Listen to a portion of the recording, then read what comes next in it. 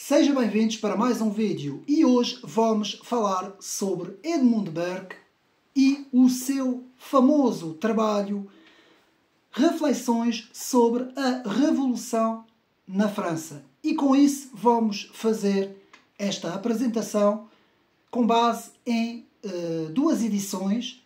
A primeira edição da Fundação Calouste Gulbenkian, que eu tenho aqui, de 2015, portanto, uma edição que eu já tinha feito a apresentação no canal, mas foi um vídeo bastante curto, não é? Foi um resumo muito curtinho, e hoje vamos ter então a exposição mesmo do trabalho, deste trabalho, portanto esta é a edição Calouste Gulbenkian, e também da edição principal que vamos fazer aqui, a apresentação, da edição da EdiPro.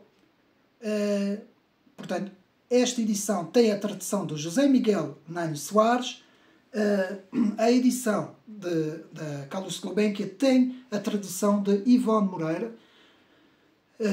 Este trabalho de Edmund Burke, vamos ver quem é Edmund Burke e também vamos ver, portanto, reflexões sobre a Revolução na França.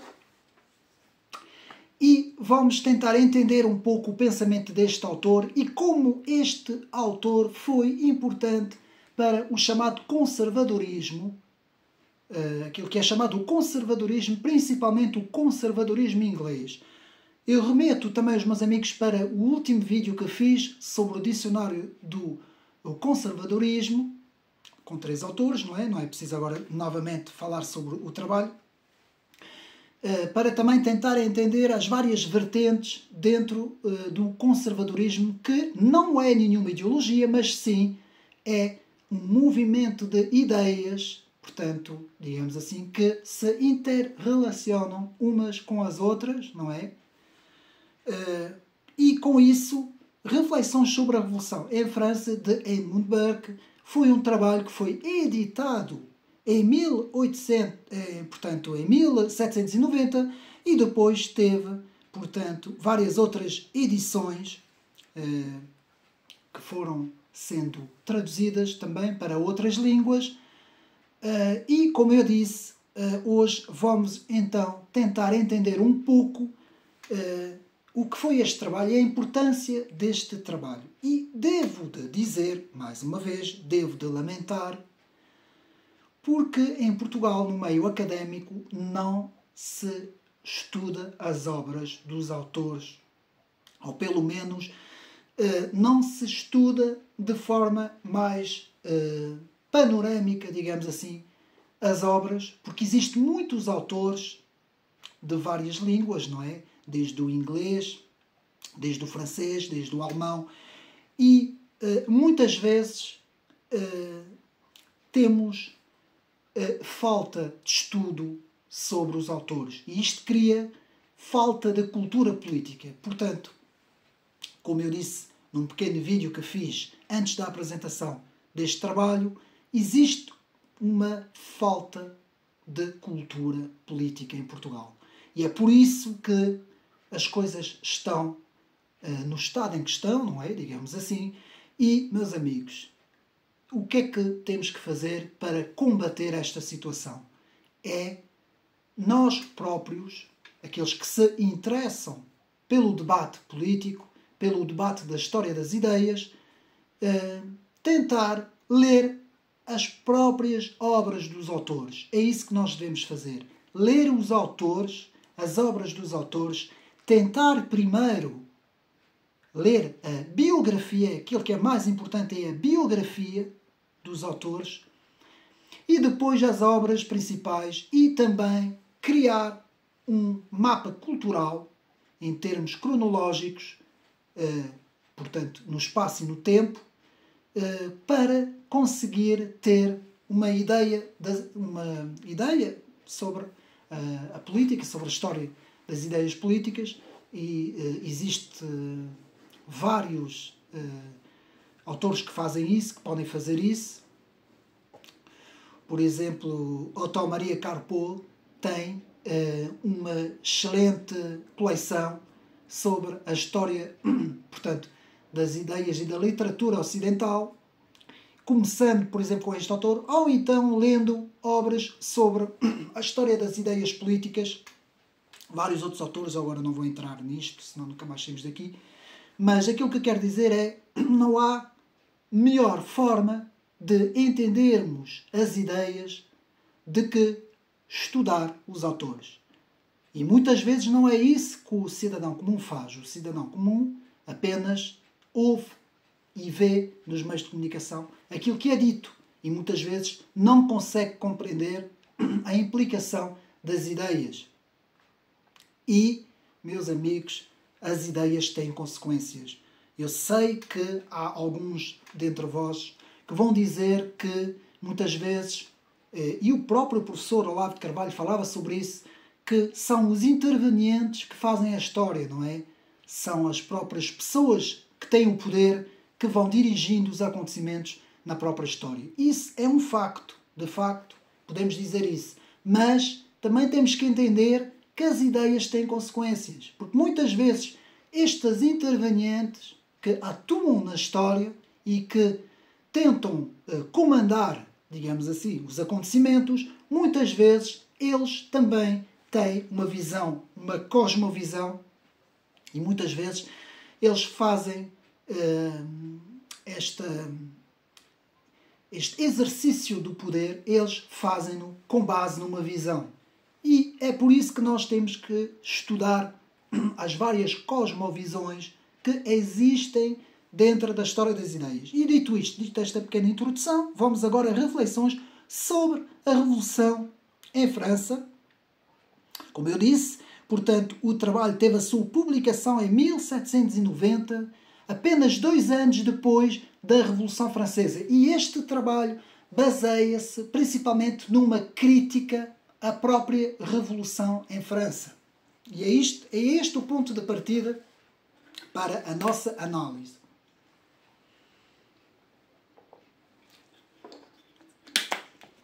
Rapidamente, uma pequena biografia rápida do autor. Portanto, o autor vai estudar no Trinity College, em Dublin, em 1744.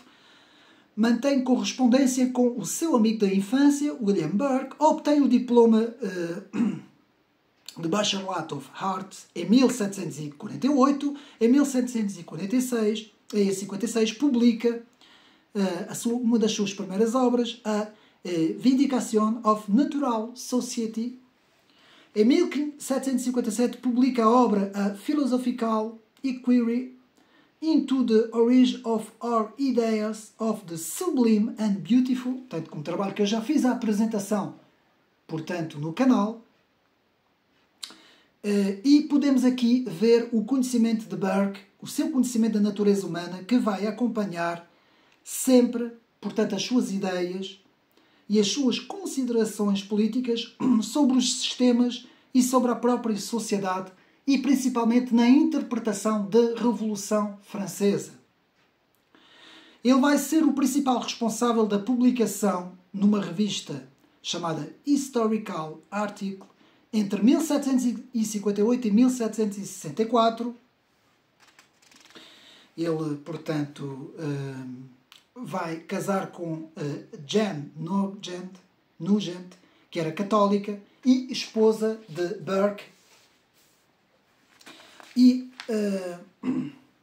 vai assumir o cargo de secretário e líder do partido Whig. Portanto, ele vai pertencer ao partido Whig. Havia os Whig e havia os Tory, né? Os dois partidos, o Partido Conservador e o Partido, digamos assim, progressista, se é que podemos utilizar esta palavra. Burke vai primeiro pertencer aos Whig. Em 1766, ele vai pronunciar o seu primeiro discurso no Partido Whig, no Parlamento, em janeiro de 1766. Em 1780, é eleito deputado por Malton.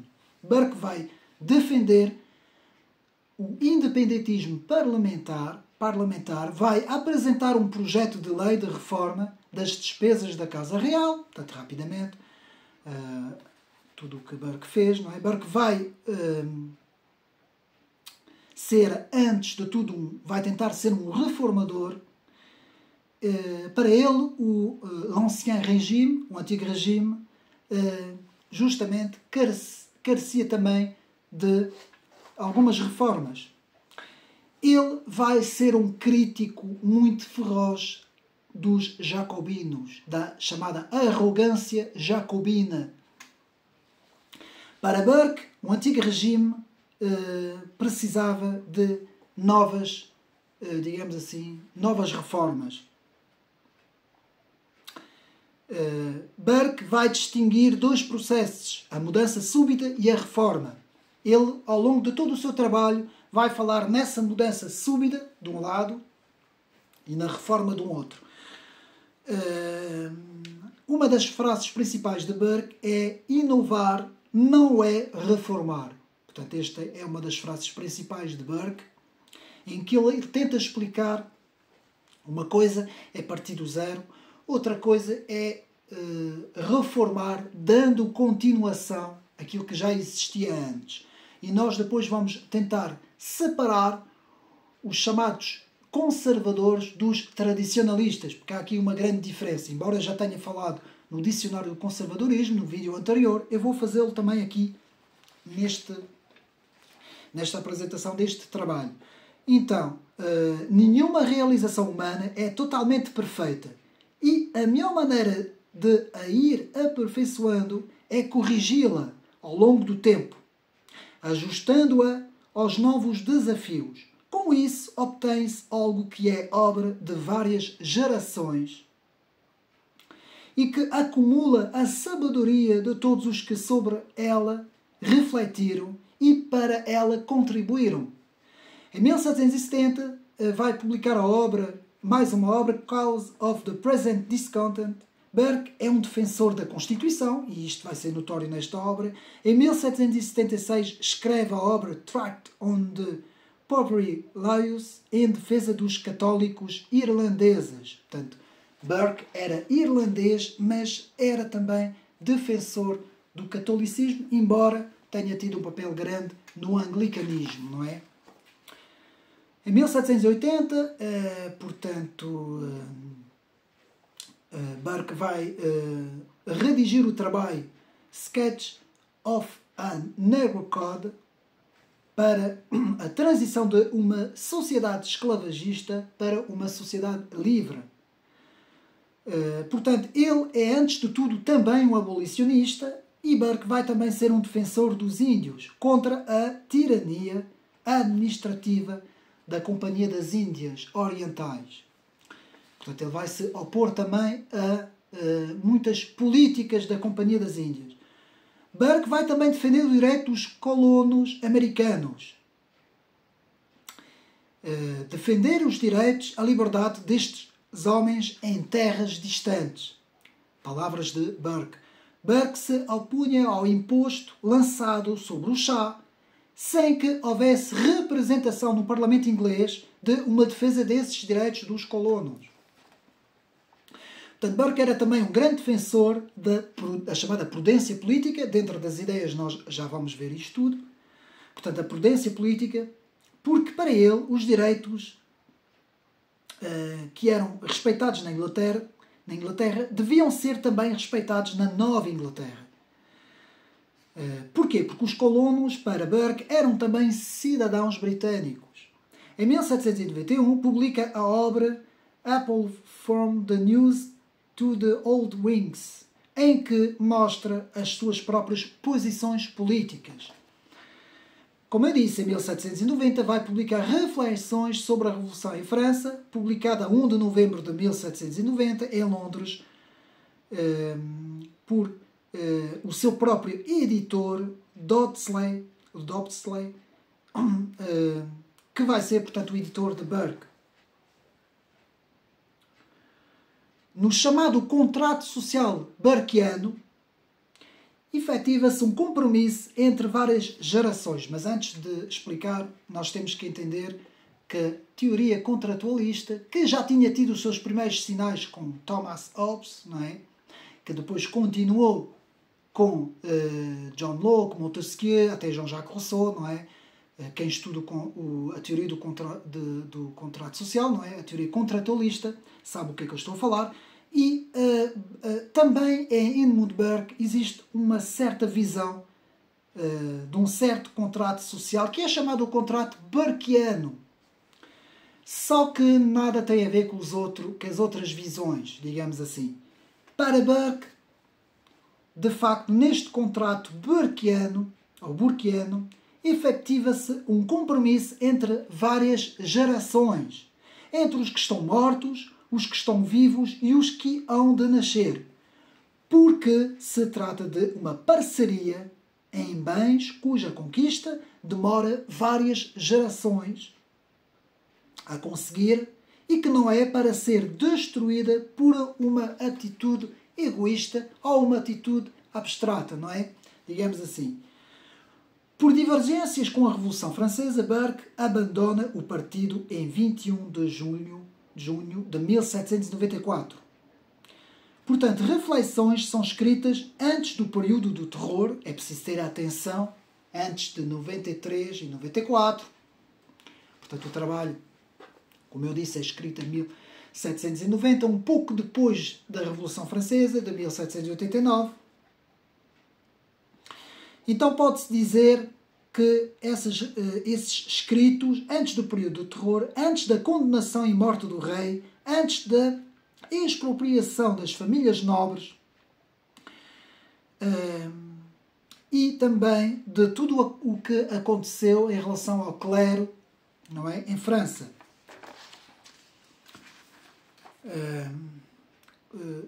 Portanto, numa das introduções do trabalho da edição Calouste Gulbenkian, podemos ler na introdução as palavras de James Mackintosh, que definiu o livro de Burke, Reflexões sobre a Revolução na França, como um manifesto da contra-revolução. Embora eu não concordo muito com isto, mas já vamos tentar desenvolver esta ideia.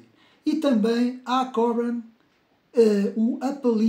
o próprio trabalho de Burke, o apelida como o maior e mais influente panfleto jamais escrito. Portanto, existem autores que vão, de certa forma, elogiar o trabalho de Edmund Burke. Portanto, foram escritas várias obras anti-revolucionárias sobre a Revolução. Burke escreveu um livro revolucionário contra a Revolução. O próprio Novalis é que nos fala sobre isso. A tradução do livro, publicada em 1º de novembro de 1790, foi logo traduzido para o francês em apenas um mês. Ou seja, um mês depois da sua publicação, ele foi traduzido para o francês. Portanto, aqui na página 7 da tradução da Calouste Gulbenkian. O livro teve um grande êxito. Atenção, é preciso nós termos em atenção que, por essa altura, no século XVIII, finais do século XVIII, o livro teve um grande êxito. O próprio Pierre Manon observou que a originalidade de Burke foi a de ter empreendido uma crítica conservadora à Revolução Francesa sem ter abandonado a doutrina liberal. Bom, eu até posso concordar um pouco com esta ideia. Nós temos que aqui entender algumas coisas que eu vou tentar explicar. Primeiro, Burke não era um tradicionalista na sua forma pura, digamos assim. Porquê? Porque o tradicionalismo, como eu já expliquei, é algo que existe antes da Revolução. Portanto, em 1789 há um ponto de partida onde uma nova visão do mundo vai começar, digamos assim. Por isso que Paul Hazard, o grande Paul Hazard, no seu livro, nos fala sobre isso, não é? Na sua grande obra, portanto, sobre o pensamento europeu, não é? Como é que a origem do pensamento europeu, onde é que ele se origina, não é? E Paul Hazard nos fala que 1789 é o marco, ou seja, antes pensava-se como Benigno Bossuet, a partir de 1789 começa-se a pensar como Voltaire. Não bem 1789, porque temos que recuar um pouco antes, não é? Com as primeiras filosofias das luzes. E com isso, o que é que podemos dizer? O tradicionalismo diz respeito a duas vertentes. A tradição da Igreja, que era a Igreja Católica, a tradição eclesiástica católica, e a tradição dos costumes, hábitos e costumes dos povos.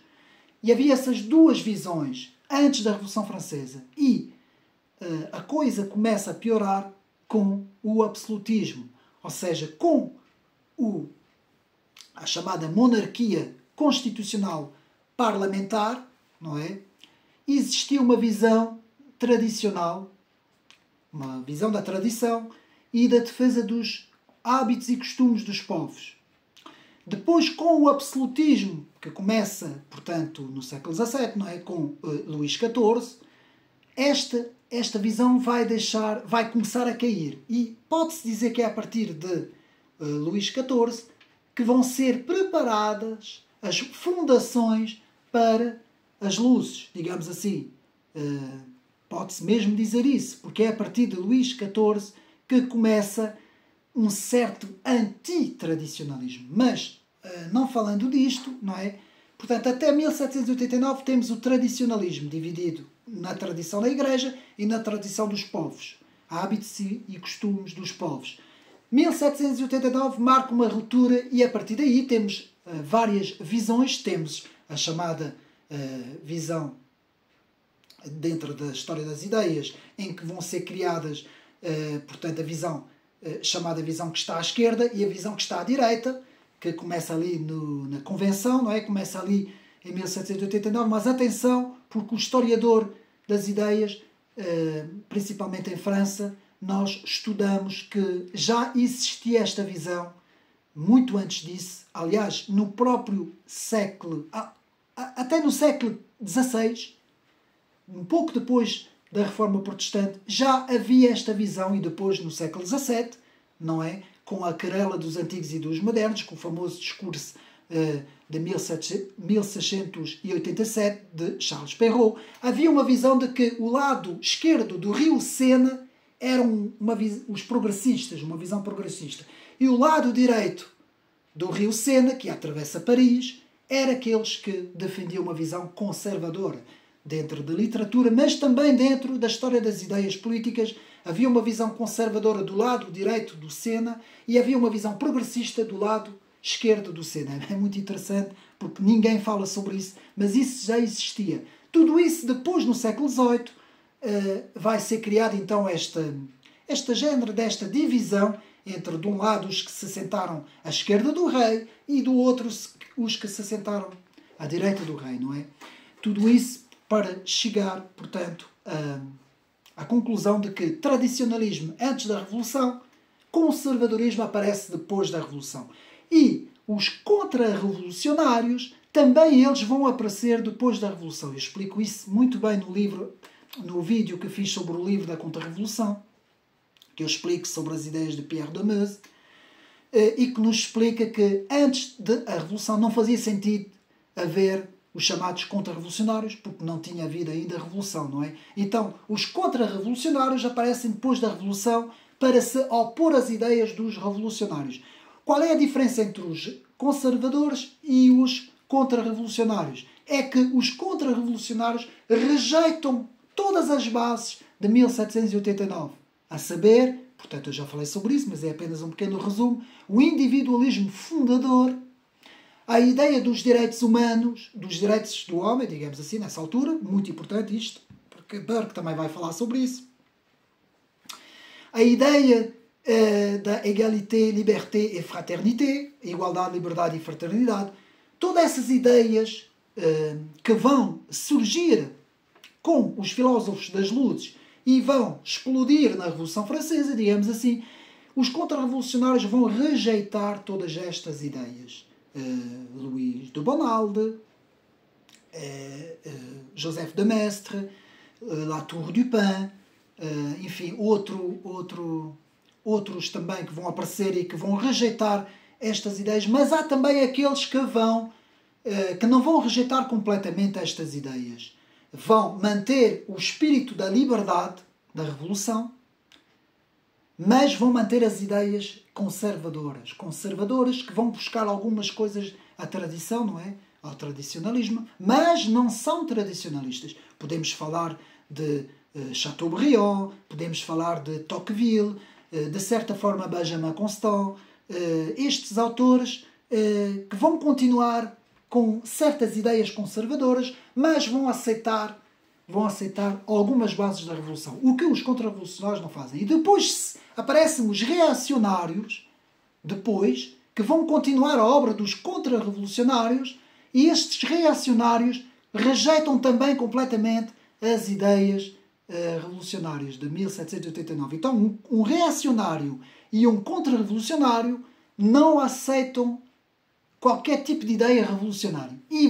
E até vão dizer que os conservadores continuam a aceitar, portanto, as ideias revolucionárias. Continuam, de certa forma, a ser um pouco também eles revolucionários. Eu não concordo muito com esta ideia, porque existe também um grupo grande dos chamados reacionários ou contra-revolucionários que não aceitam o conservadorismo inglês. Porque o conservadorismo inglês sempre prezou pelo parlamentarismo, sempre prezou pelo constitucionalismo, já desde a Magna Carta de 1215. Então, temos que também compreender um pouco todas essas ideias. E quando eu vejo algumas pessoas no YouTube, alguns youtubers que fazem trabalhos sobre isso, falar de que não se revêem no conservadorismo inglês por causa dessa tal visão constitucionalista e parlamentar, eu discordo completamente desta ideia. Mas cada um tem os seus pontos de vista, não é? Porque o conservadorismo, se bem que algumas coisas da Revolução, ficou com algumas coisas da Revolução, principalmente com a ideia da liberdade, porque essa ideia da liberdade é importante, atenção.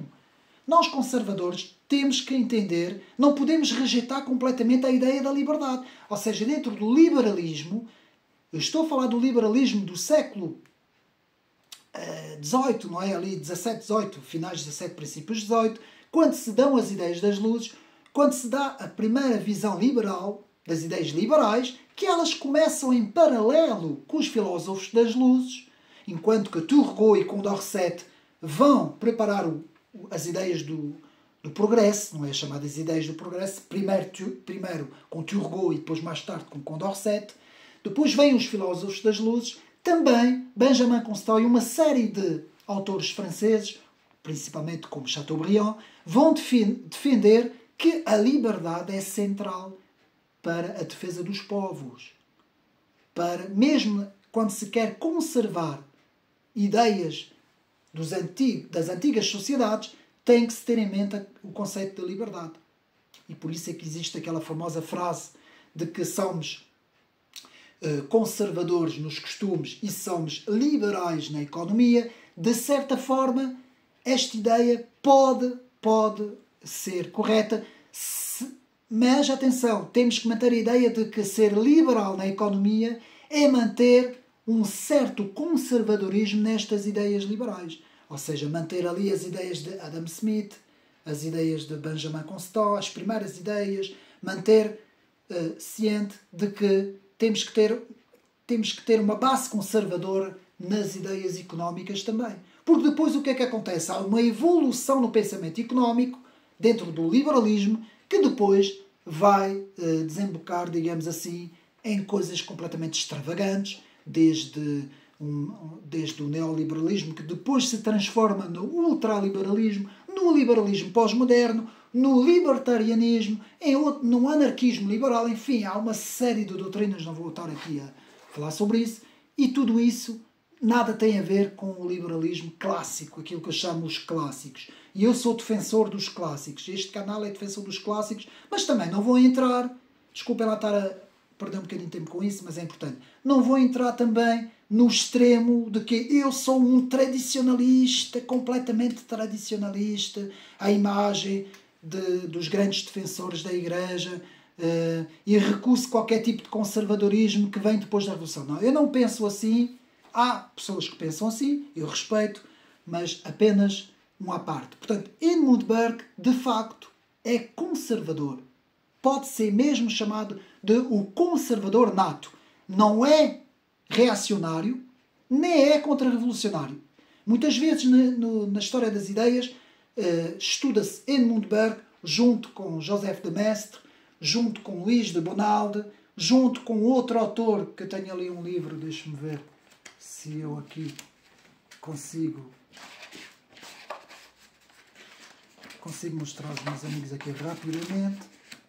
Deixa-me ver aqui se eu consigo. Dê-me só um bocadinho. Portanto, aliás, eu vou mostrar aqui aos meus amigos rapidamente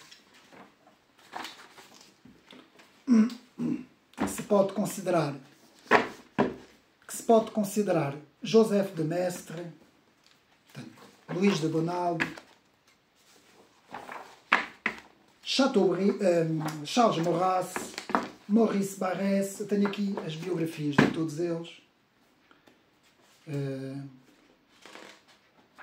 Há quem diga que Max Weber era, mas eu não o classifico. José Ortega y Gasset pode-se considerar também contra-revolucionário. Carl Schmitt, que se dizia conservador e contra-revolucionário, ele dizia que era as duas coisas ao mesmo tempo. Ernest Junger é discutível, depois eu explico porquê. Oakeshott já não é conservador, já não é nada contra-revolucionário, atenção. O mesmo se pode dizer de Russell Kirk, que é conservador, mas não contra-revolucionário. O mesmo se pode dizer de Roger Scruton. E o mesmo se pode dizer, por exemplo, de Thomas Sowell. Assim, só para termos algumas ideias, como eu não tinha agora tudo aqui de cabeça, portanto, deixe-me só ver se eu consigo ver aqui alguma coisa nos meus apontamentos, que não tem muito a ver com o vídeo, mas só para eu conseguir ver aqui uma coisa, mas não.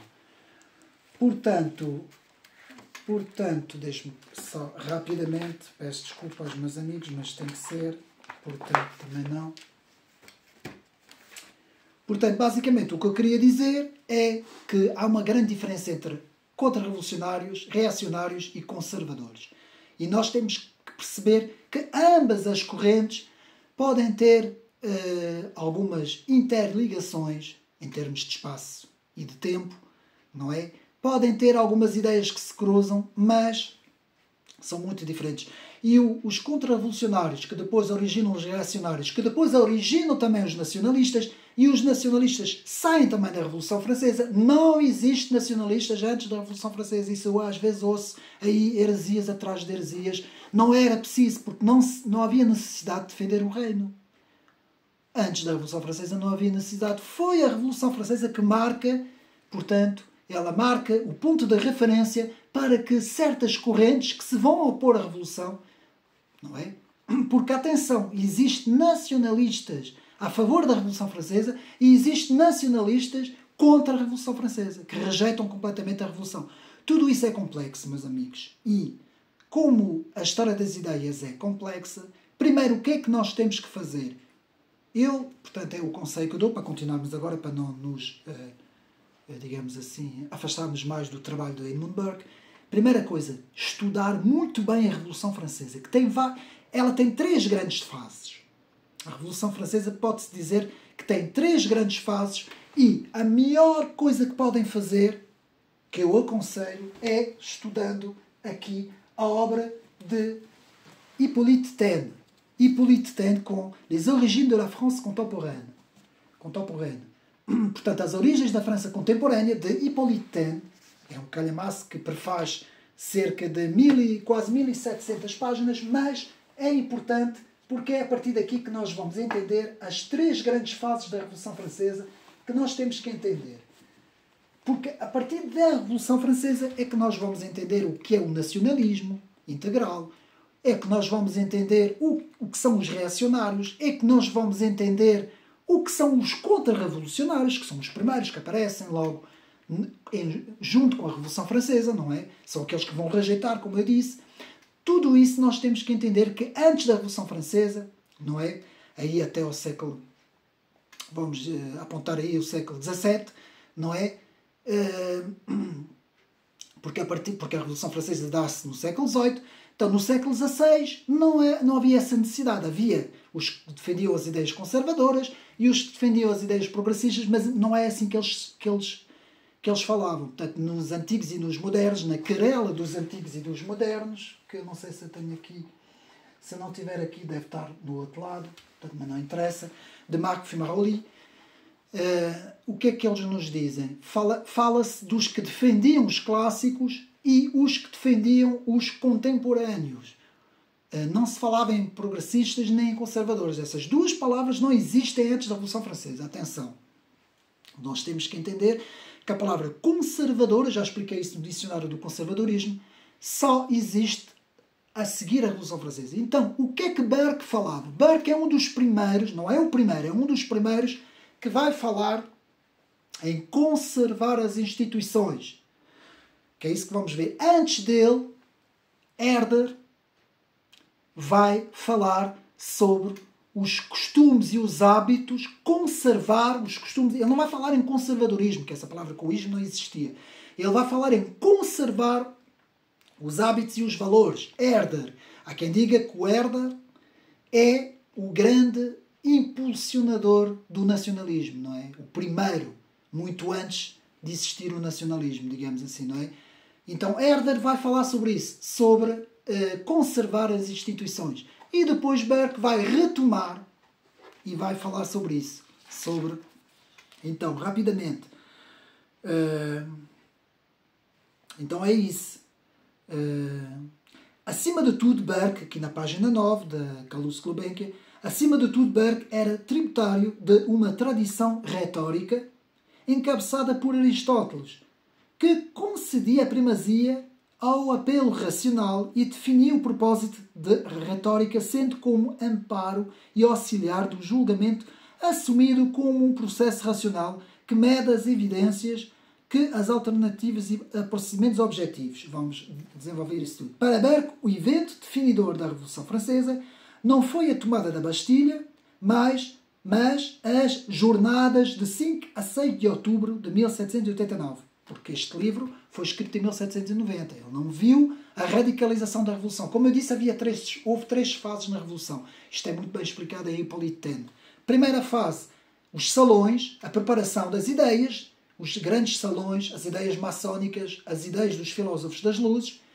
A segunda fase, a tomada da Bastilha. Esta fase aqui, que Burke nos fala, as jornadas de 5 a 6 de outubro de 1789, que vão ser responsáveis pela transferência da família real a Paris por meio de um ato de força pela multidão. E depois temos a terceira fase, que é a radicalização da Revolução.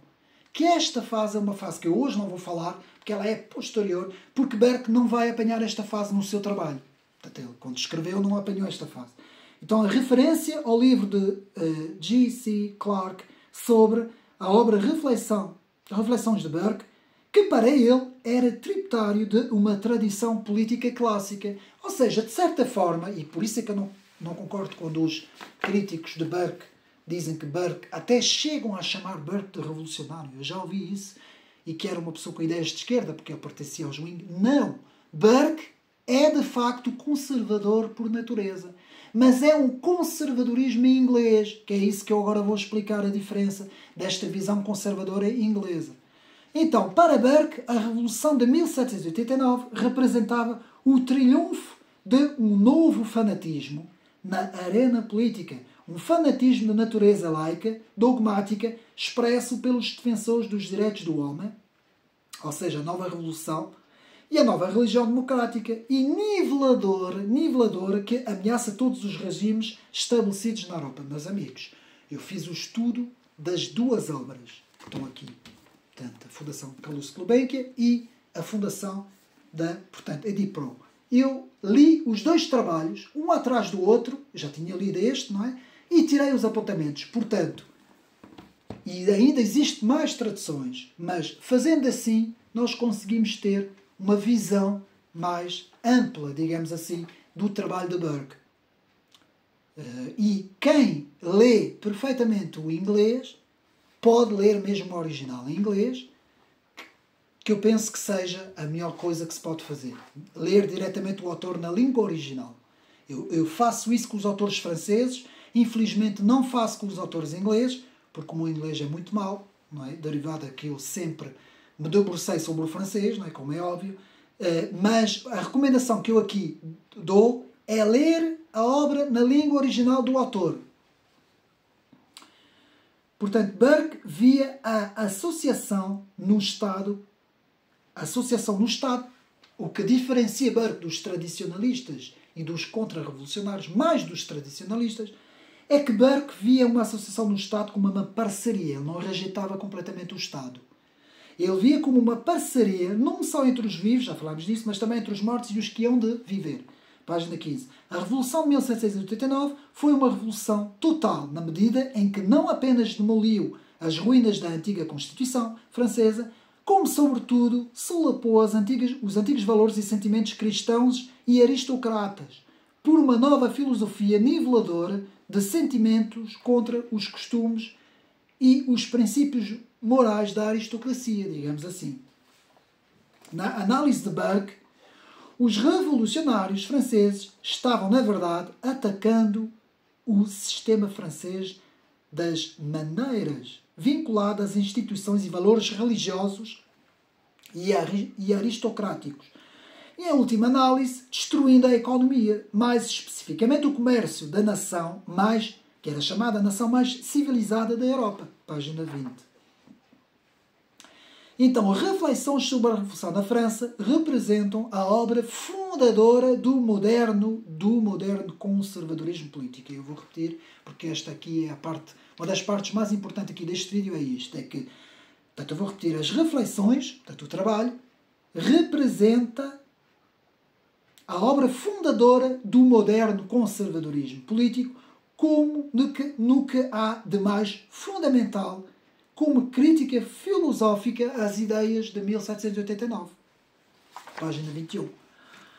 Portanto, o livro é uma correspondência em carta, portanto, isto foi uma correspondência, uma carta, entre Burke e um jovem fidalgo parisiense de nome de Charles Jean-François Dupont.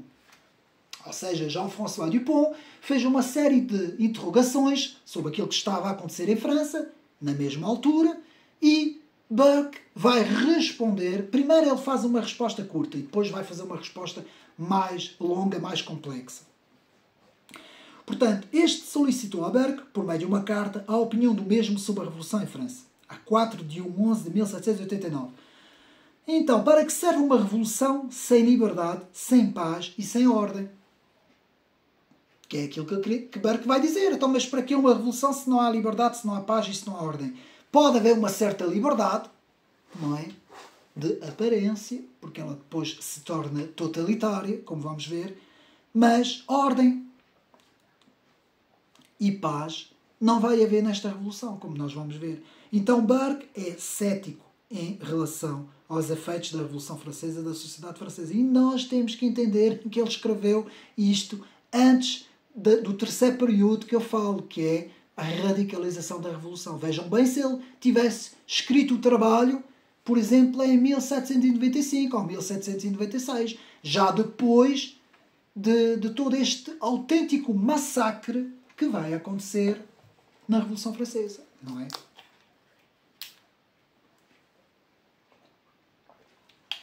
Peço desculpa.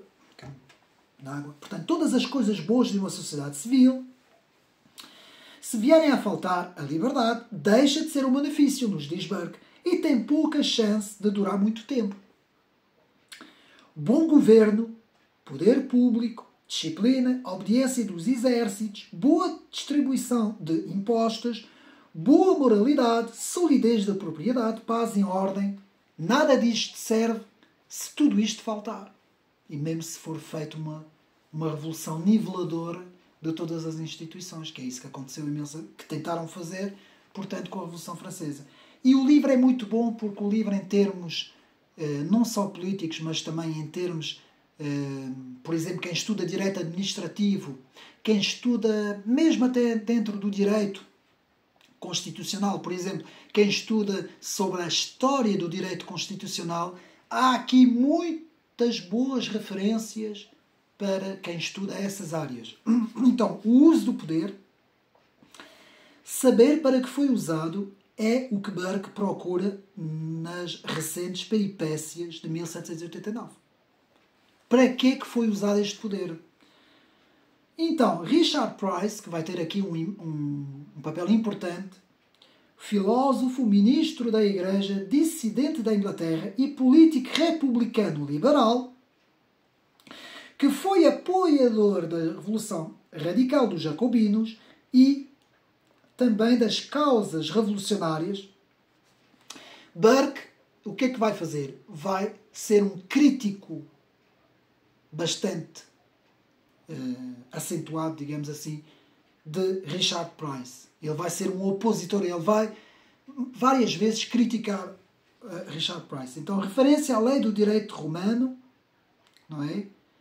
Que nos diz Burke, ou seja, um direito individual não se transforma em uma regra geral.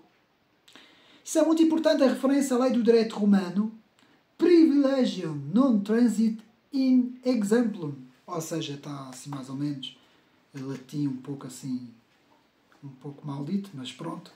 O que é que nos quer dizer Burke com isto? Ou seja, que um direito individual não se pode sobrepor como regra geral. Já nessa altura, no século XVIII, vejam bem a visão de Burke. Imaginem um homem como Edmund Burke, como é que ele ficaria ao ver o nosso tempo, ao ver como se transformou as nossas sociedades ocidentais, não é?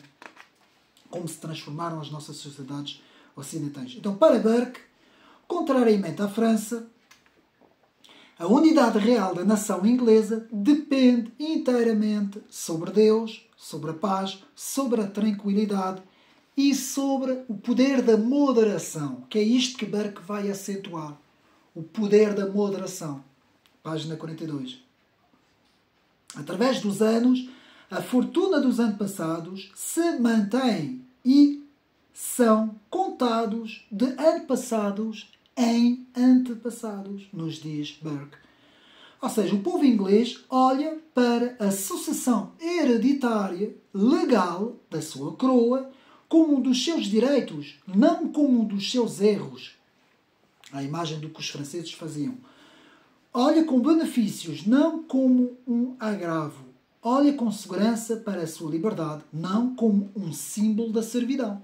Página 48. De certa forma, na democracia na América, não é? Tocqueville também vai falar aqui de alguns pontos, vai retomar alguns pontos que nas reflexões sobre a Revolução em França Burke já tinha escrito.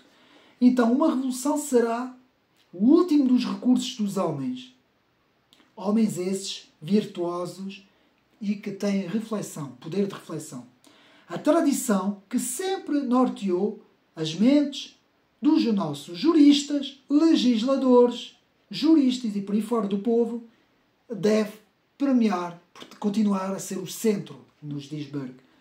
Depois, lá está a tal referência à Magna Carta de 1215, aqui na página 53, a referência à petição dos direitos, ou seja, que o Parlamento diz ao rei, os vossos súbitos herdaram esta liberdade, não em virtude de princípios abstratos, vamos ver a importância desta expressão, princípios abstratos como os direitos do homem, mas como o direito dos ingleses. Aqui não existe o homem. Um pouco a imagem do que Joseph de Maistre nos diz, não é? Um património que deriva dos seus antepassados. Portanto, aqui o ponto importante de Burke sobre a tradição dos antepassados, não é? Portanto, a Magna Carta foi um ato constitucional imposto em 1215. O soberano inglês, João Sem Terra, que, por seus barões, os quais, com o apoio da Igreja e dos notáveis da cidade de Londres, lideraram uma revolta anti-absolutista contra o monarca Plantageneta. Ou seja, o que é que isto quer dizer? Quer dizer que já nessa altura houve uma preocupação em não cair em poderes absolutistas que asfixiavam os povos, não é? O povo inglês. E é por isso que é criada a Magna Carta de 1215. E a Magna Carta é uma referência em prol da liberdade, que os conservadores devem primar. Assim como também todos os tradicionalistas, todos os reacionários, todos os contra-revolucionários, todos os nacionalistas, todas estas correntes de pensamento devem sempre ter em atenção a defesa do povo, para que o povo não seja esmagado por uma entidade absoluta, não é? Uma entidade totalitária, não é? Digamos assim. Portanto, um povo que não cultiva a memória dos seus ancestrais não cuidará dos seus descendentes. Eu vou repetir esta frase porque é uma frase importante. Portanto, um povo que não cultiva a memória dos seus ancestrais não cuidará dos seus descendentes. A ideia de herança proporciona um princípio seguro de conservação e um princípio seguro de transmissão, sem excluir qualquer princípio de aperfeiçoamento. Aqui também não há rejeição completa de que pode haver um aperfeiçoamento olhando para o passado, não é? O que é que Burke, qual é a ideia mestre, o pilar central da ideia de Burke? É, olhando para o passado, portanto, estamos no presente, olhamos para o passado, estudamos o passado, retiramos o melhor do passado para preparar o futuro. O que é que um progressista da extrema-esquerda faz? Chega, destrói tudo que está para lá e cria tudo de novo. Uma tábua rasa, cria tudo de novo com base nos seus caprichos, nas suas vontades iluminadas. Porque a esquerda é iluminada, meus amigos. O que é que um reacionário, um nacionalista, um contra-revolucionário vai fazer? Vai fazer o mesmo com o conservador, vai olhar para o passado, mas vai dizer não, nós queremos voltar para o passado. E não queremos absolutamente nada com o futuro. Ou seja, o futuro tem que ser a imagem do passado como nós queremos. O que também é um erro. A meu ver, também é um erro. E por isso é que eu penso que a melhor forma é justamente esta que Burke tentou explicar no seu trabalho, não é? Portanto, já vimos isso. Portanto, os senhores da Revolução resolveram agir como se nunca tivessem sido moldados em uma sociedade civil. Como se pudessem refazer tudo a partir do nada, como eu disse, na página 57. Seguindo as falsas luzes do desprezo por tudo o que foi a antiga sociedade francesa, a França comprou calamidades, comprou miséria, desprezou a virtude, comprou todas as desavenças, corrupções, a igualdade sem limites pelas classes, posições e hierarquias. Nesta revolução, viram os rebeldes, trataram a um monarca brando, legítimo, com mais fúria, afronta e insulto que jamais foram levantadas antes por nenhum outro povo. É verdade, antes disso nunca tinha acontecido. Desferiram um golpe contra uma nação e um rei que lhes concedia graça, favores e imunidades. Página 60. E, meus amigos, isto, como eu disse, antes da radicalização da Revolução. Eram necessários todos estes horrores, nos diz Burke. As recentes ruínas da França causaram a devastação da guerra. Os autores não sacrificaram aos seus projetos senão as fivelas dos seus sapatos, que é o que ele estava a dizer. Depois também morreram todos, foram todos para o cadafalso, não é? A revolução devorou os próprios filhos, não é uma frase muito conhecida.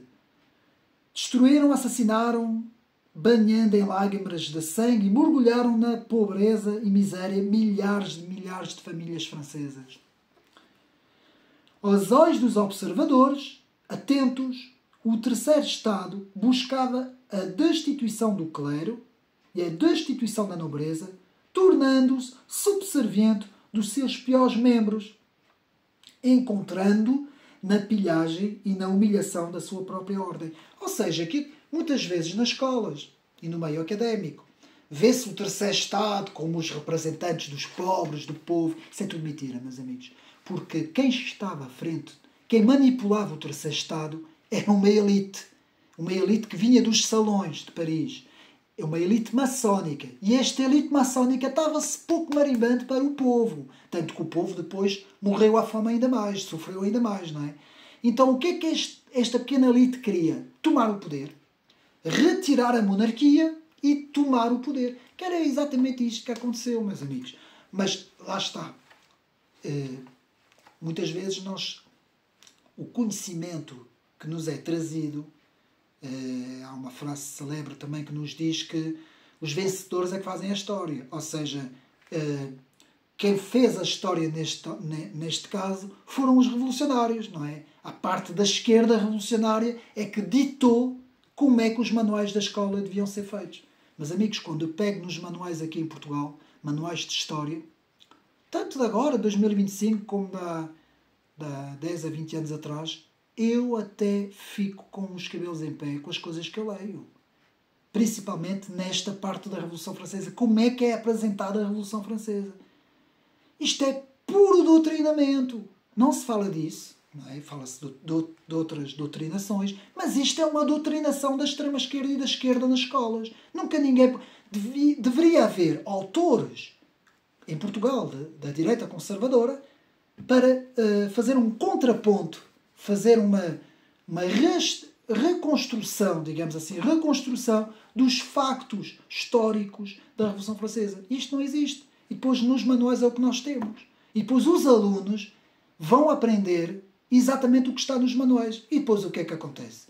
Por exemplo, em várias áreas, no jornalismo, na comunicação, até na política, vemos depois comentadores completamente imbuídos com esses ideais, legalité, fraternité, liberté, que é tudo uma ganda tanga. Isso é tudo para inglês ver, foi tudo para dar o poder a uma elite. Uma elite, principalmente uma elite maçónica, uma elite revolucionária, uma elite jacobina, que depois até sofreu algumas consequências, porque depois a França teve várias transformações, mas agora não interessa. Mas vamos continuar. Portanto, para não nos perdermos, eram necessários todos esses homens, ponto de interrogação, nos diz Edmund Burke.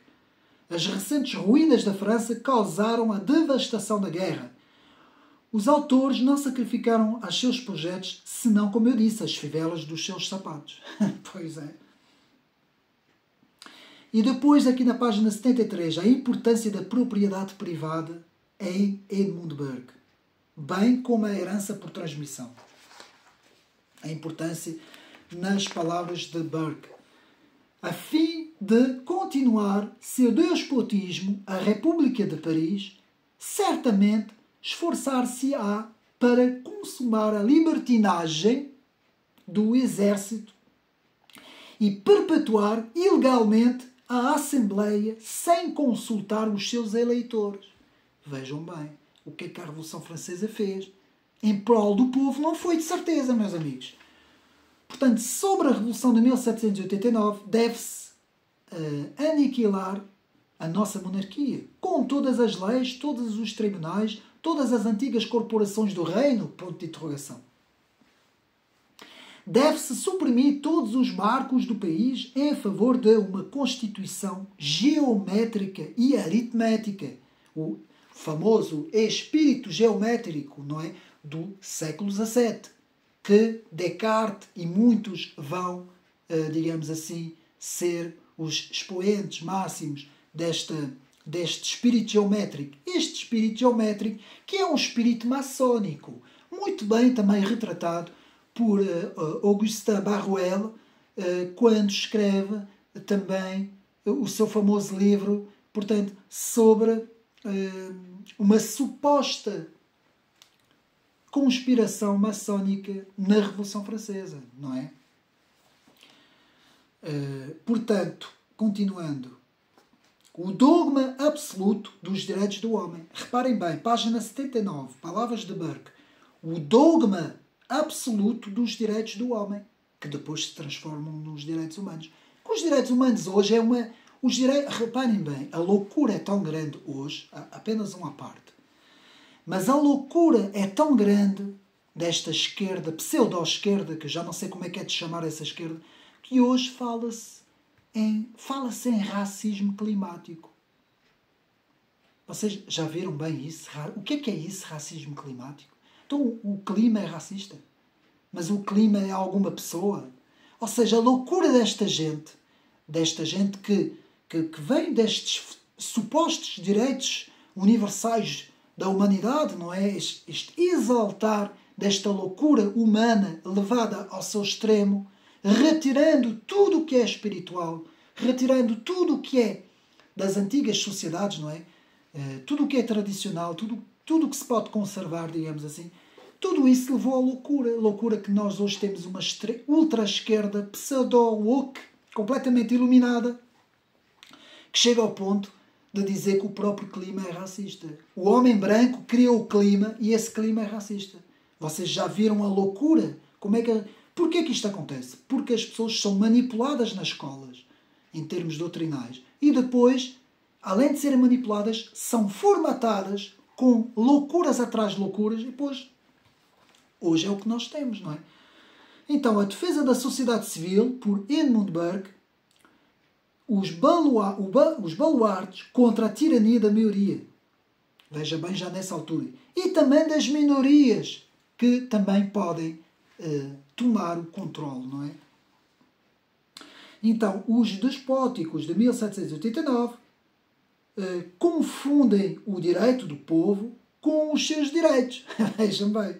Servem-se do povo. A esquerda sempre fez isso. Aliás, a esquerda, durante muito tempo, serviu-se do povo, dos trabalhadores, não é? Do chamado proletário, não é?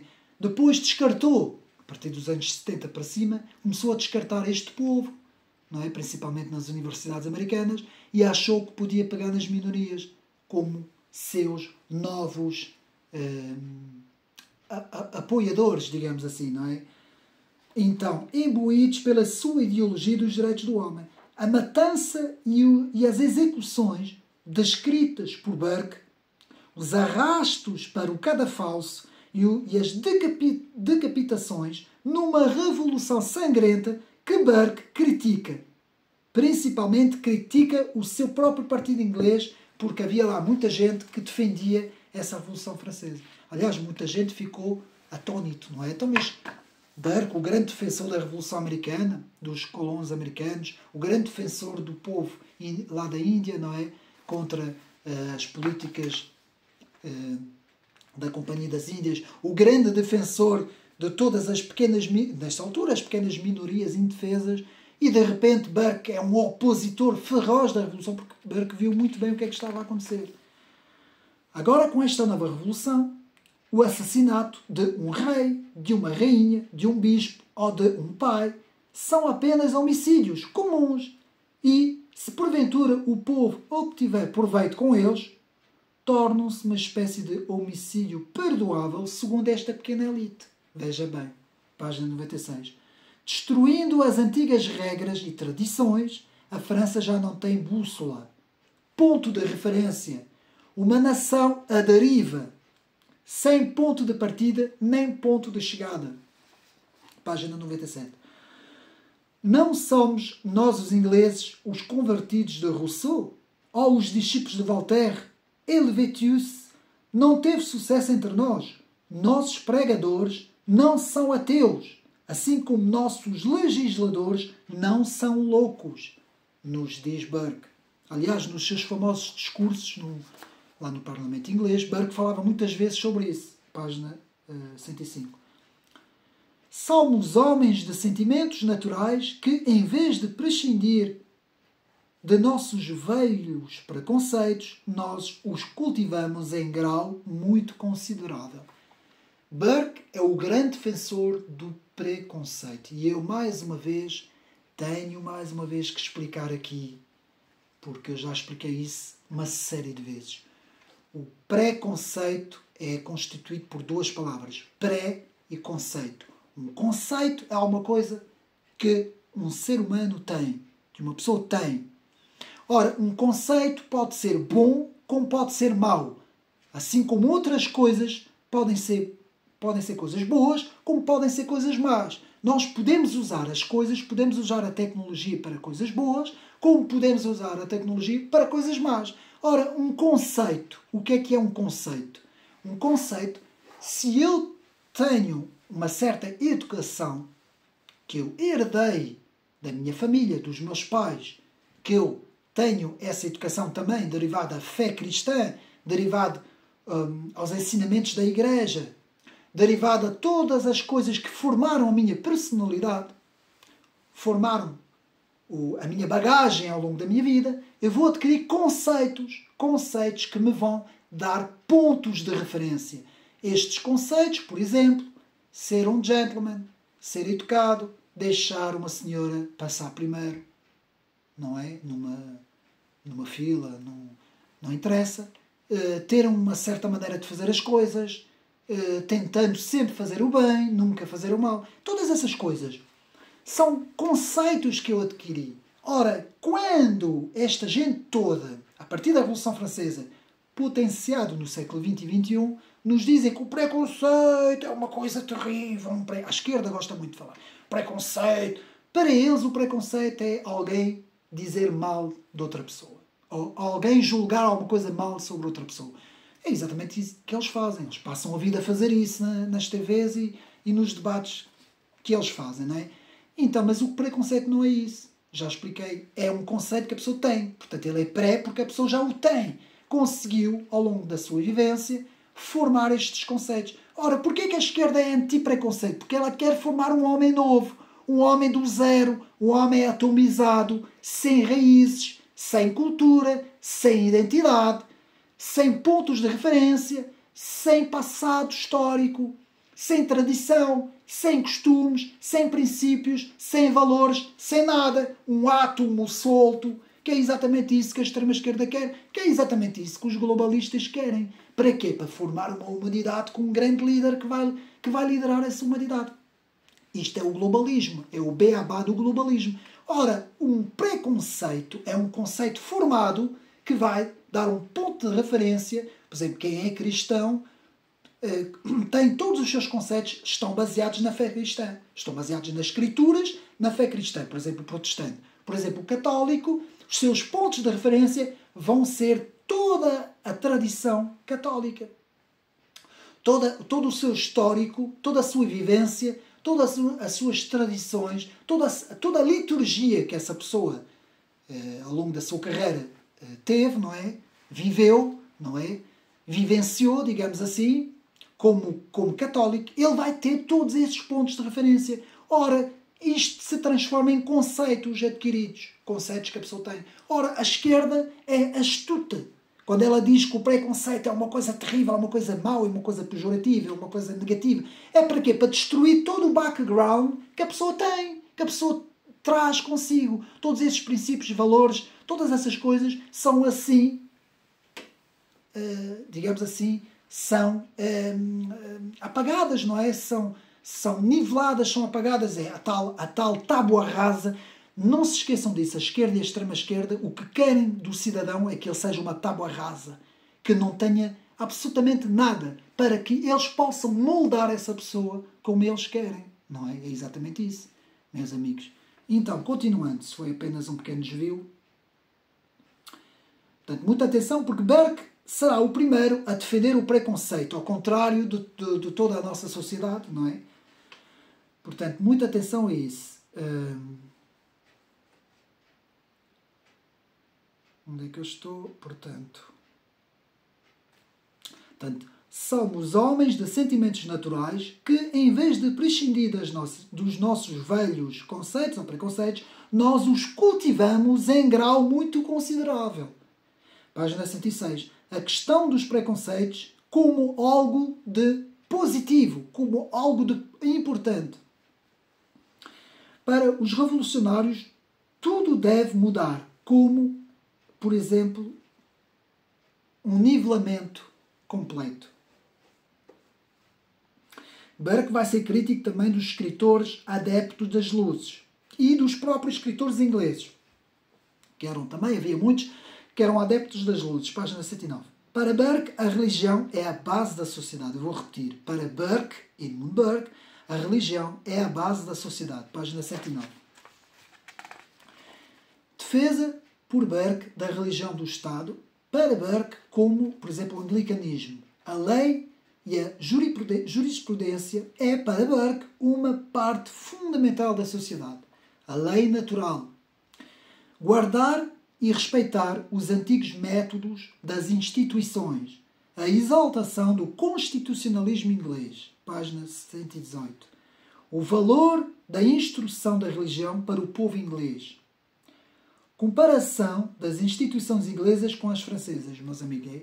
Hoje não, porque hoje a sociedade inglesa está muito diferente, mas pode-se dizer que, por essa altura, por exemplo, no século XVIII, o constitucionalismo inglês era muito superior ao francês.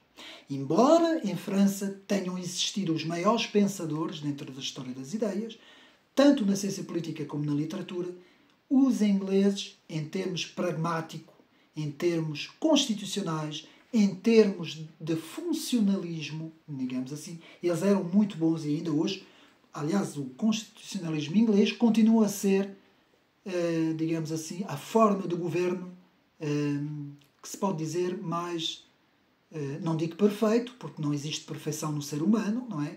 Mas que se aproxima, que melhor defende, se é que podemos falar em democracia, melhor defende os interesses democráticos, não é?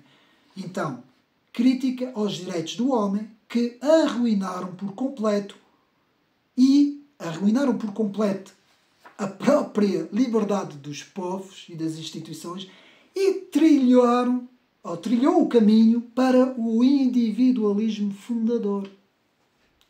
Página 126. Depois há uma análise muito interessante da dívida em França, o resultado de uma elite burguesa anticlerical maçónica, página 127. A nobreza e os homens de letra, também uma crítica e uma análise, página 129. Os escritores permanecem no tempo, o povo e a civilização passam com a história. Isso é uma verdade. Página 130. Porque os escritores, o que é que acontece? Os livros ficam, mas, como aqui muito bem é dito, o povo muitas vezes passa, não é? Como é aqui explicado. Portanto, a filosofia, as luzes, a legalidade, a liberdade, os direitos do homem fizeram mais destruição na antiga sociedade do que os próprios bárbaros no tempo do Império Romano. Página 135.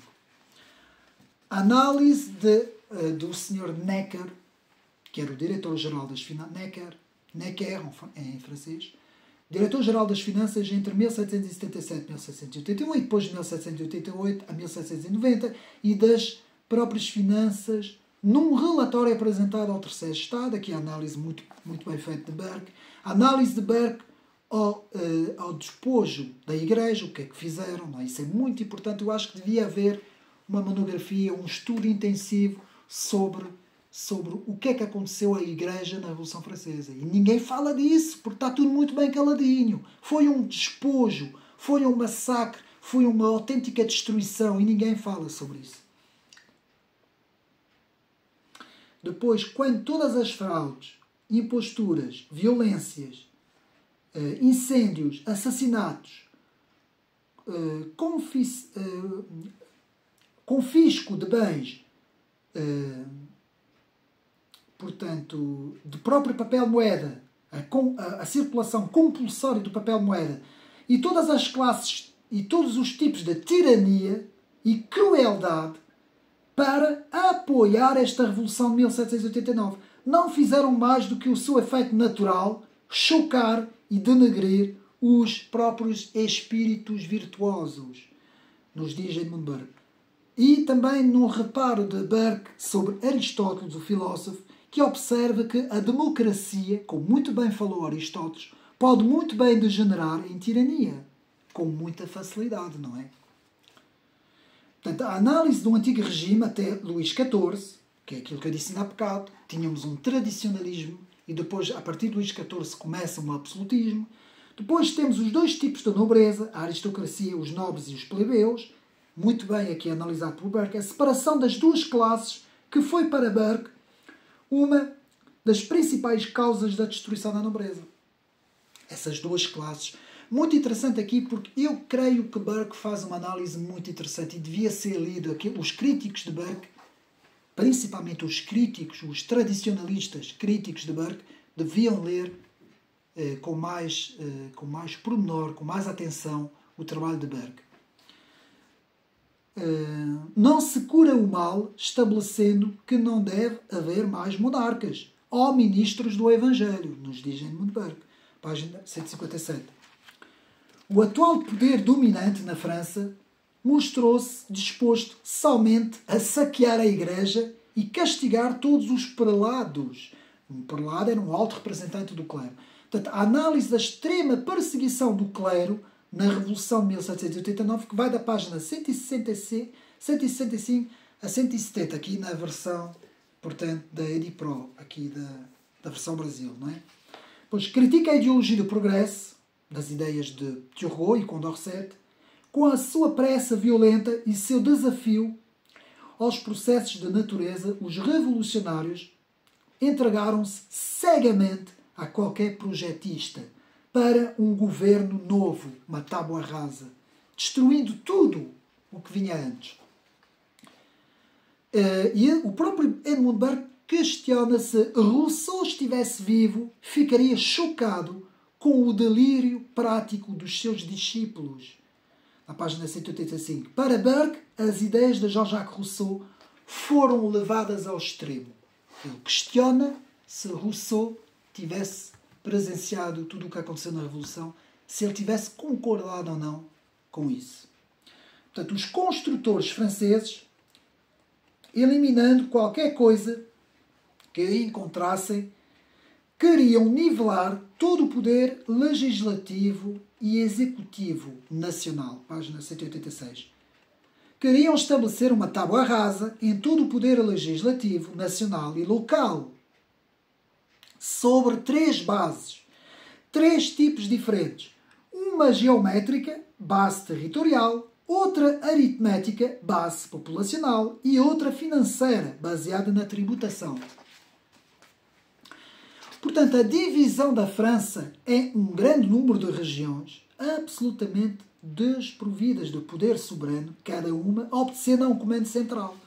Burke compara a Constituição inglesa com a francesa, reconhecendo que a inglesa é muito superior. O total do poder obtido por essa revolução se estabelecerá nos meios dos burgueses e dos banqueiros. Vejam bem já esta observação de Burke no século XVIII, não é? Finais de 17, princípios de 18. Portanto, toda a França será governada por agitadores reunidos em grupos urbanos e agitadores que querem uma revolução para destruir a coroa, destruir a igreja, destruir a nobreza e, por fim, destruir o próprio povo. Quando já tiverem destruído tudo isso, é o povo que será destruído. Exatamente o que está a acontecer hoje, não é? Portanto, aqui termina todos os sonhos desta visão despótica enganadora dos direitos do homem, da religião, como eu digo, dos direitos do homem. A análise de Burke aos corpos administrativos da França que foram subtraídos das jurisdições por estes novos tribunais. O poder dos juízes sobre as tradições e instituições. Exatamente o que se passa hoje. O poder dos juízes mais forte que as instituições e que as tradições. É isso que nós temos na União Europeia. É isso que nós temos na ONU. É exatamente isso que hoje acontece. Esta visão dos direitos do homem que deve primar sobre os povos, sobre a realidade, sobre o senso comum. E por isso é que nós hoje temos esta gente louca que diz que existe um clima racista, que existe... Sabe-se lá o que é que eles vão inventar? Eles são completamente doidos.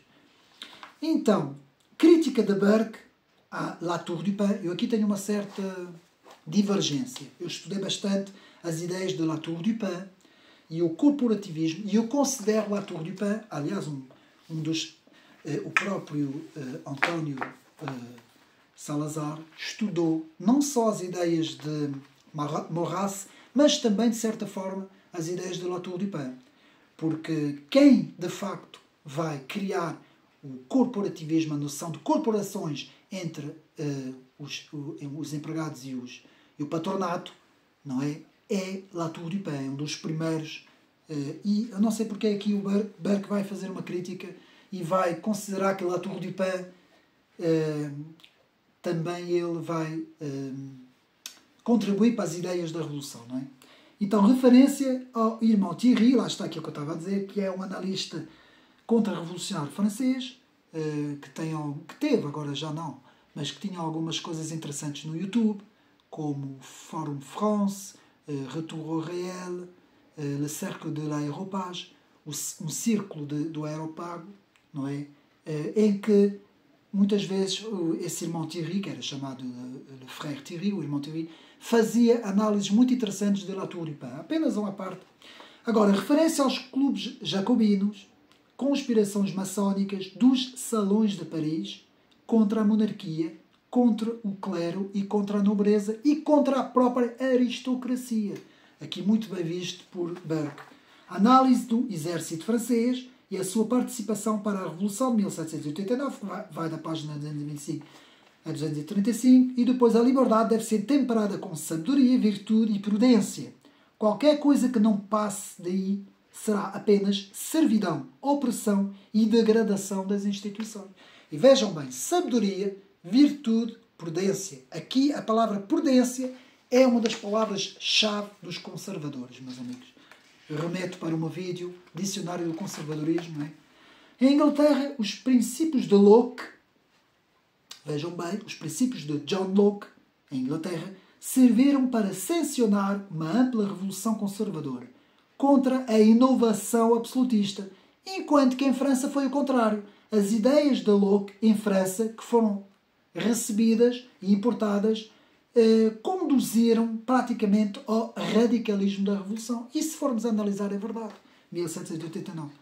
Em Inglaterra, no século XVIII, havia uma tradição de um governo limitado, que já existia antes de John Locke, e que não era que não era deduzido de princípios filosóficos primeiros. E quem defendeu melhor esta ideia foi Edmund Burke. Página também, portanto, 109. Burke se opôs contra a ideia de intromissão de modos abstratos no pensamento político, meus amigos. Uma das principais razões desta esquerda pensar como pensa hoje parte de 1789. Na criação de um pensamento abstrato, de uma humanidade de perfeição, de uma humanidade do zero, que aspira à criação de um paraíso na Terra, mas um paraíso igualitário, um paraíso igualitarista que eles imaginam na cabeça deles, porque eles não acreditam em Deus, eles acham que eles próprios podem criar um paraíso na Terra. Isto é o pensamento abstrato, isto vem do pensamento geométrico, o espírito geométrico dos maçónicos. Meus amigos, quem estuda fio condutor, fio por fio, consegue chegar à raiz das coisas. Daí a importância de estudar as obras, no espaço e no tempo. Conseguir entender a movimentação das ideias. Que é isso que as pessoas hoje não fazem. Não podem fazer, não têm hipótese para fazer. As pessoas trabalham, as pessoas não têm tempo, as pessoas não têm nem sequer as pessoas têm paciência ou espírito para estudar isso, não é? E assim vão sendo enganadas as gerações, não é?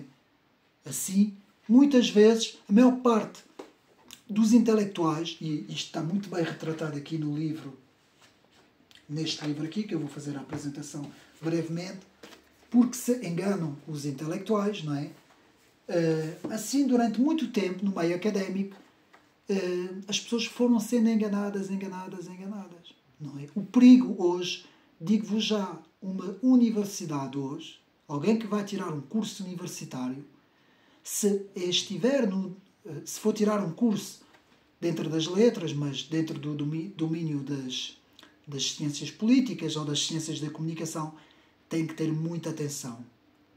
Quais são os professores, quais são os cursos, onde é que vai, quem é que vai. Eu digo já que é um risco.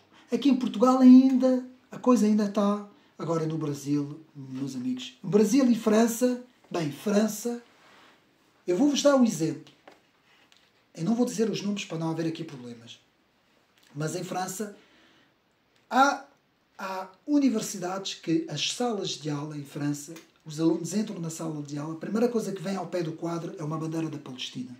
E eu pergunto como é possível uma coisa destas. Como é possível em 2025 uma coisa dessas acontecer? se fosse há 30, 40 anos, era impossível uma coisa dessas acontecer. Era impossível, é impossível. Vejam bem como é que o que é que se tornou uma universidade. Para um aluno entrar dentro de uma sala de aula e ver uma bandeira da Palestina, o que é que uma bandeira da Palestina está a fazer dentro de uma sala de aulas? Vamos imaginar uma ciência política, ou comunicação, ou seja, ou direito, um direito qualquer, não é? Uma disciplina qualquer. O que é que uma bandeira da Palestina faz dentro de uma sala de aulas? Quem diz Palestina também pode dizer uma bandeira arco-íris, por exemplo. E eu pergunto, como é que isto é possível? Como é que as próprias constituições dos países, neste caso a França, como é que uma coisa dessas não é proibido?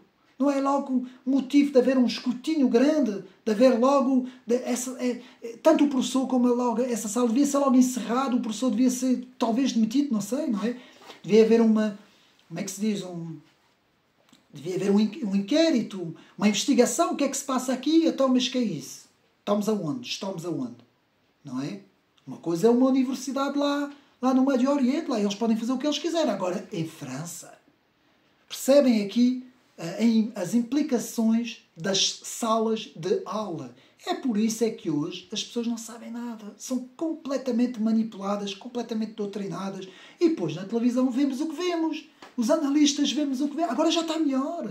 Meus amigos, agora a coisa na televisão está melhor. Agora já temos analistas que vão falando. O Miguel Morgado, temos muita gente, até nas questões de Israel e tudo, temos muita gente.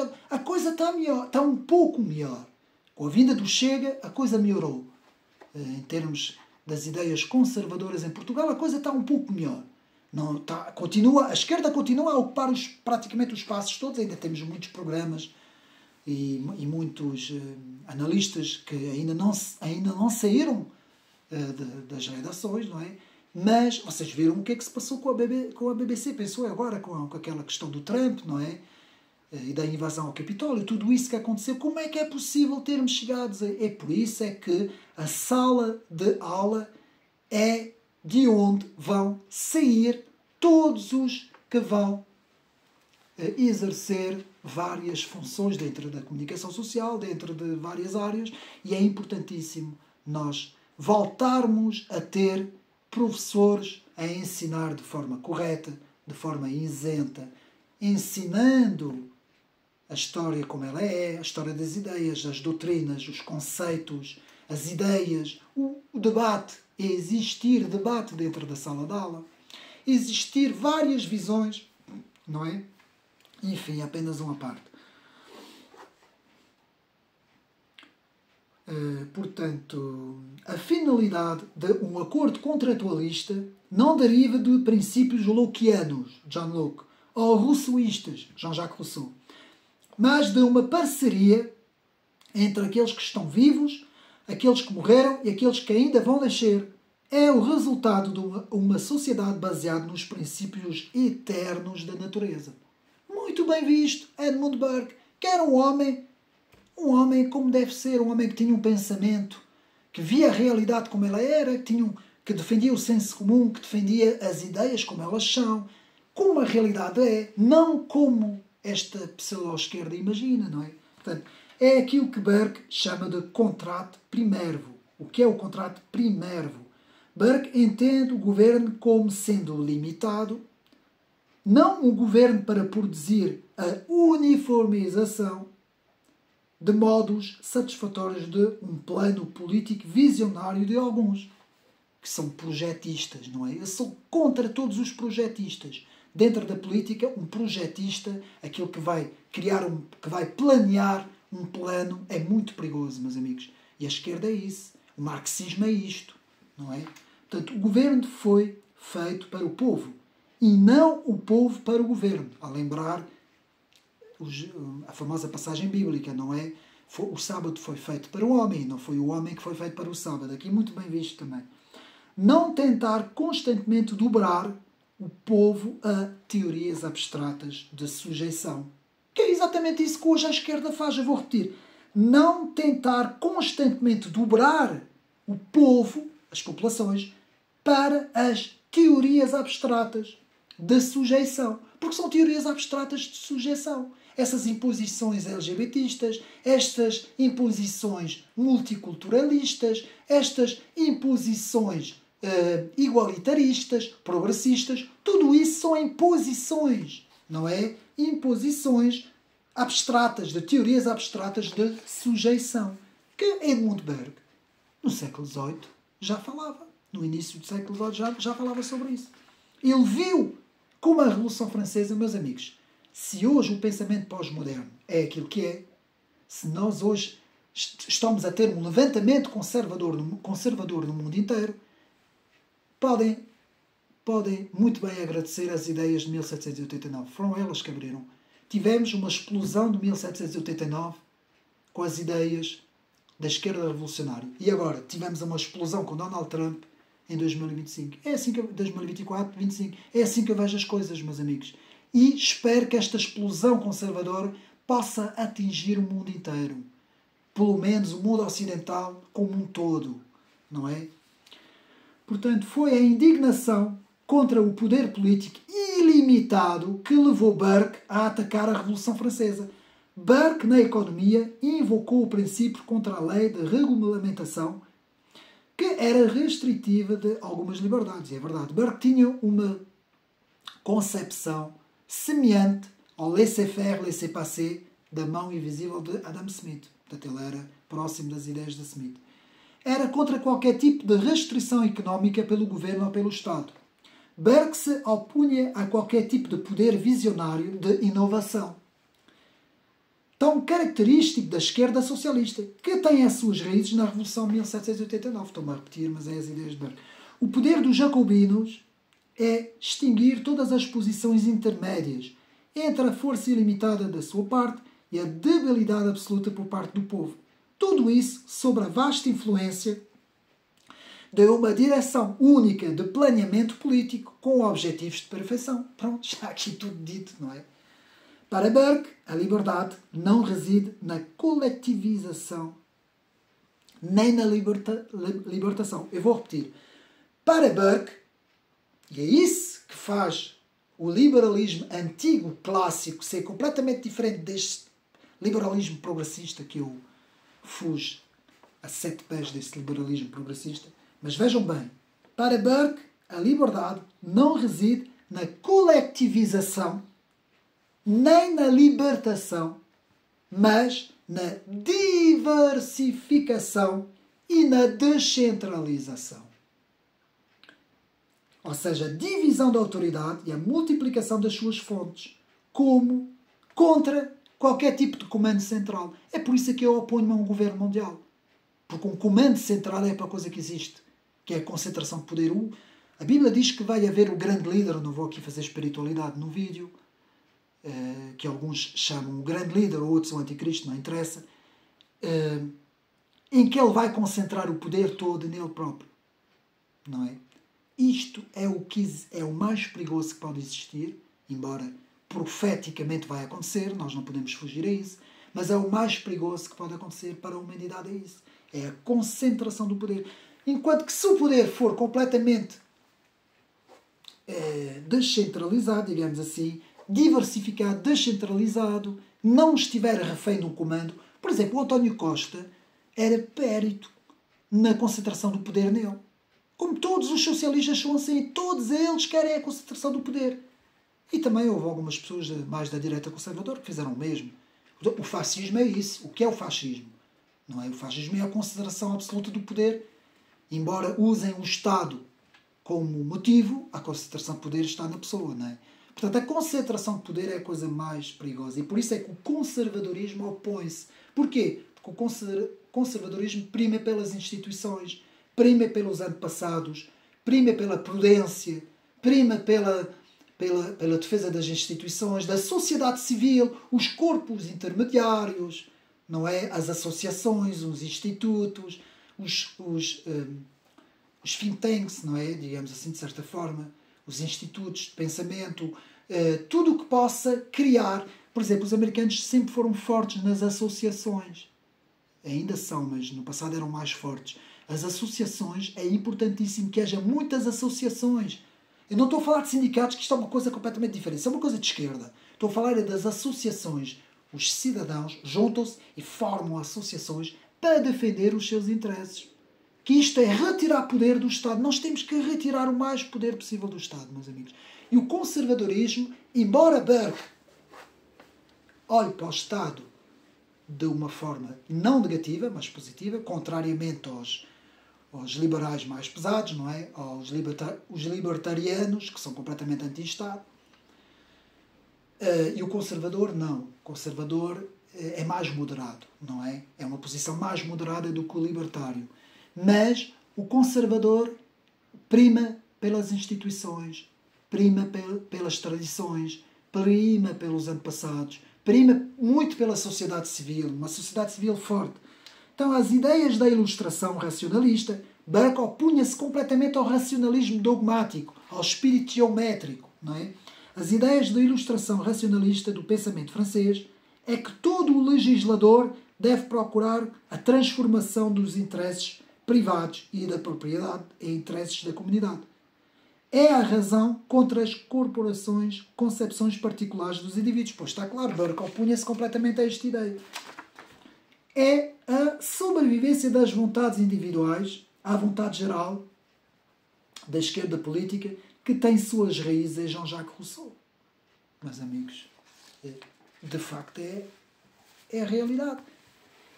Se para mim há alguém que está na raiz do problema de hoje, do pós-modernismo, é Jean-Jacques Rousseau e as ideias de 1789. E Burke, de certa forma, opôs-se completamente a Jean-Jacques Rousseau e a 1789. E muito bem. E eu não sou um completo admirador de Burke. Atenção. Eu posiciono-me mais dentro de uma posição mais contra-revolucionária do que conservador. Mas sou a mesma conservador, não é? Não descarto completamente as vantagens que o conservadorismo tem. Busco compreender o melhor que a posição contra-revolucionária tem, que, de certa forma, o tradicionalismo, que é muito importante também, e busco fazer uma síntese destas correntes, analisando sempre o pensamento e não esquecendo que as ideias estão em constante movimentação. As ideias movimentam-se. As ideias não são lineares. Eu vou dizer uma coisa que vai chocar muita gente, mas vou dizer, um comunista hoje não é igual a um comunista de há 100 anos.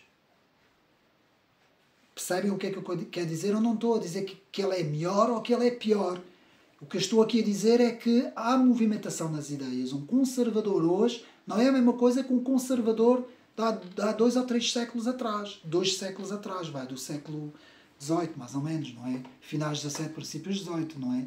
Um tradicionalista de há 500 ou 600 anos atrás não é o mesmo que um tradicionalista hoje. Porquê? Porque há uma evolução na história. As ideias vão evoluindo conforme os contextos, não é?